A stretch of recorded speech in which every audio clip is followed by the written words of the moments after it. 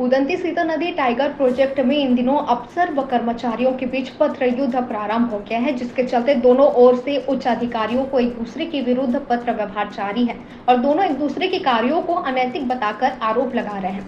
अब यह बात बढ़ते हुए प्रेस और पुलिस थाना तक पहुंच गई है। देखना यह है कि उच्च अधिकारी इस प्रकरण पर क्या फैसला लेते हैं। महत्वपूर्ण बात यह भी है कि उपनिदेशक के विरुद्ध उसने निम्न ग्रेड के अधिकारी एसडीओ उनके विरुद्ध शिकायत कर रहे हैं। यह भी अपने आप में आश्चर्य की बात है।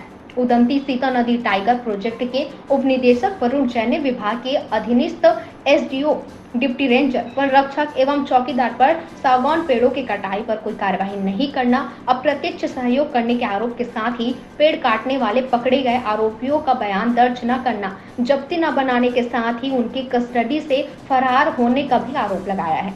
साथ ही उक्त पेड़ उड़ीसा के लोगों के द्वारा ले जाने में सहयोग करने की बात कही है। उन्होंने अपने आरोप में कहा है कि कोर एरिया में 250 से ज्यादा सागौन के पेड़ कटवा डाले गए हैं।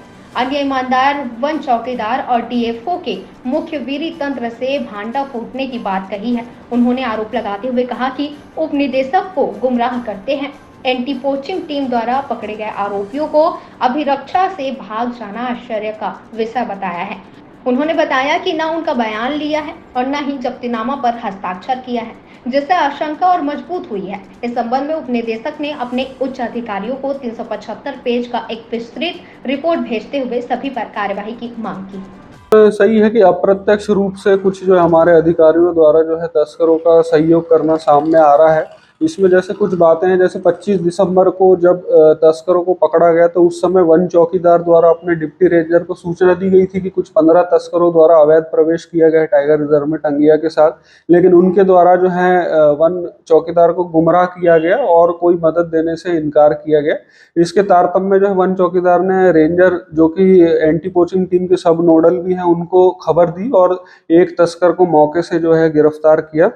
उनकी तफ्तीश पर जो है अगले ही 2-3 दिनों में कई तस्करों को जो है एंटी पोचिंग टीम ने जो है पकड़ा। और उसमें ये भी ध्यान देने बात है कि 2 तस्करों को जो है इनकी अभिरक्षा से जो है वो भगा दिए गए, उस पर जो है जांच चल रही है। इसके अलावा जो दैनिक वेतन भोगी जो सुरक्षा श्रमिक है, उनके पेट्रोलिंग ऐप से भी हमें कुछ सबूत मिले हैं, जिसमें उनका जो है जो लोकेशन है वो उड़ीसा के तस्करों के गांव के आसपास ही जो है 10 से 15 बार जो है दिखाया गया है विगत 4-5 माह में।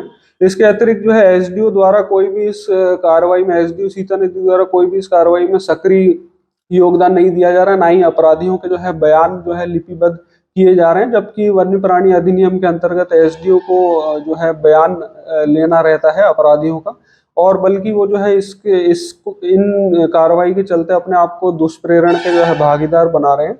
और गिरफ्तारी के डर से ही जो है जो दैनिक वेतन श्रमिक है उसने झूठा ही शिकायत करते हुए सिहावा थाने में बताया गया कि डीएफओ और एंटी पोचिंग टीम द्वारा जो है मारपीट की गई है, जो कि गलत है, क्योंकि इस बारे में 30 जनवरी 2024 को ही जो है मेरे द्वारा 350 पन्ने की एक रिपोर्ट जो है उच्च कार्यालय में जो है प्रेषित की जा चुकी है, जिस पर अभी कार्रवाई होने की संभावना है। सर, एसडीओ ने भी शिकायत किया आपके बारे में?